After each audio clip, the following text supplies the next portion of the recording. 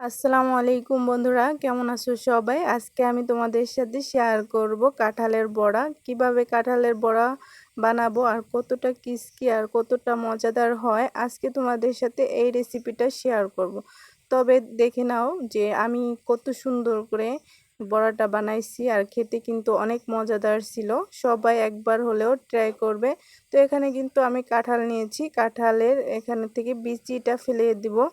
তো বিচি আর ওই যে লাল অংশটা ওইটা কিন্তু ফেলে দিতে হবে, না হলে কিন্তু ওইটা খাওয়া যায় না। তো আমরা খাবো না ওইটা। তো আমি কিন্তু এটাকে সুন্দর করে বাইর করে নিচ্ছি, দেখতেই পারছো। তো আশা করি সবাই এই পর্যন্ত আমার ভিডিওটা দেখে আসছো। প্লিজ একটা লাইক করে দিবে, শেয়ার করে দিবে, সাবস্ক্রাইব করে দিবে। আর আমার চ্যানেলটা আলহামদুলিল্লাহ আজকে আমার মনিটাইজ হয়ে গেছে। সবাই আমার জন্য দোয়া করবে। তো আমি এক ধাপ এগিয়ে চলে আসছি, সবাই আমার জন্য দোয়া করবে। তো আমি কিন্তু এই তো সব কিছু বেছে নিলাম। কাঁঠালগুলো কিন্তু এই যে বেছে নিচ্ছি সুন্দর করে। তো আমি এখানে ব্লেন্ডার জার নিয়েছি, তো আমি এখানে ব্লেন্ড করে নিব কাঁঠালগুলোকে। তো এই তো আমি কাঁঠালগুলো দিয়ে দিলাম ব্লেন্ড জারে। তো আমি কিন্তু অল্প অল্প নিয়ে ব্লেন্ড করে নিব সুন্দর করে। তো দেখতেই পারছো বন্ধুরা, এই তো আমি এটাকে এখন মুখটাটা আটকে দিলাম। তো আমি কিছুক্ষণ পরে ফিরে চলে আসব, দেখতেই পারছো।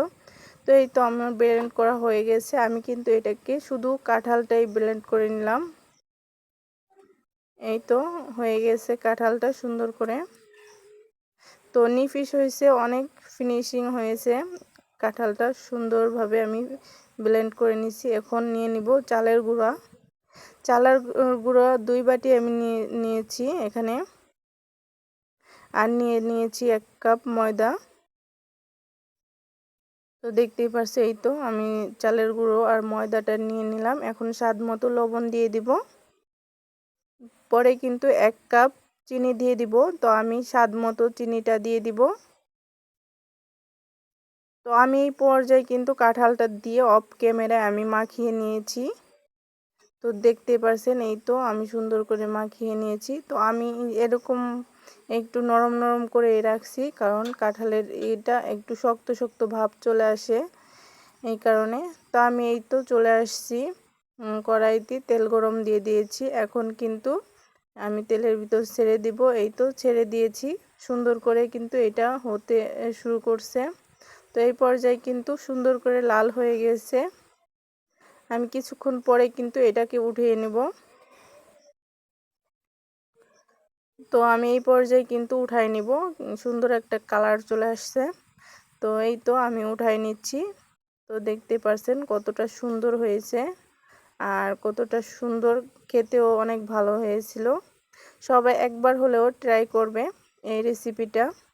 তো আমার বাসার সবাই কিন্তু এই রেসিপিটা অনেক ভালো বলেছে আর খেতেও কিন্তু অনেক মজা ছিল।